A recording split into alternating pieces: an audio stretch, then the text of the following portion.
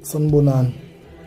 Yazi kunenkulumo engithi angidlule kuyona ngizwe ukuthi mhlawumbe kwenzeka kanjani ngoba kunokuthi kungumangaza ngesinye isikhathi, kakhulukazi nje maqwana abantu besilisa noma bekhona abesifazane kodwa besilisa.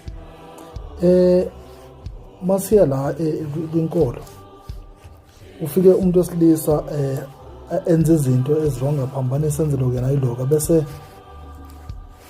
uNkulunkulu emnyula ethi wena phuma kuleyo nto, sengifuna ube sesayidini lami njengomntwana kaNkulunkulu, ubuye uzokhetha inkosi, akufake insindiso, ubuye usindiswe usekhulwini. Kunezigaba lapha yami, kunabefundisi, kunabashumayeli. Into ke engimangaza yini ukuthi umuntu yena unyuliwe, uhambile uhambo lwakhe, uthe mayeseqedile uhambo lwakhe yathi inkosi cha ke ndoda sengikubizele la manje soza ngakumina, abesebuya yena eyophazamisa abanye abantu ukuthi akusona nisono ke leso manje sosiqala, usuyophazamisa abanye abantu. Wena uthi ababuye bakhethe inkosi, wena akekho umuntu ohambile wakunyula lapha, ukhethe umnikazi wendawo. uNkulunkulu wathi buya ube la, wena sowuhamba uvimba bakhe abantu uthi ababuye. Sengibuza ukuthi akusona yini kisono lo ngoba phela lo bantu banohambo labo, abantu badalwa uNkulunkulu bonke, ubanike into ezingafani, wabanika ulwazi longafani, wabanika imisebenzi engafani.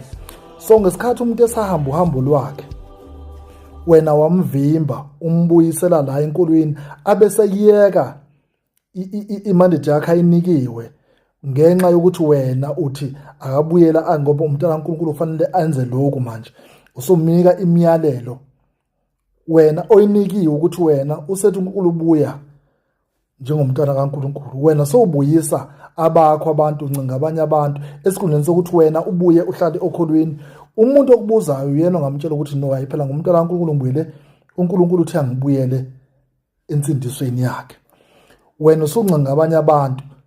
Umbuzo wami lapho ukuthi akusisona nisono manje ngoba labantu abanye basazihambela indlela zabo, uNkulunkulu uyabazi futhi abantu badala uyena. Yonke lo hambo olubona belihamba nje izinto abaziphiwe, uma ukuthi basebenza imisebenzi engasiyona, akuyona into ethinta omunye umuntu, uyena ofanele aqoqa abantu bakhe nje ukuthi uyabaza abantu bakhe, uyazi futhi uzobabiza nini ababizele njengawe nje bekuphendulile.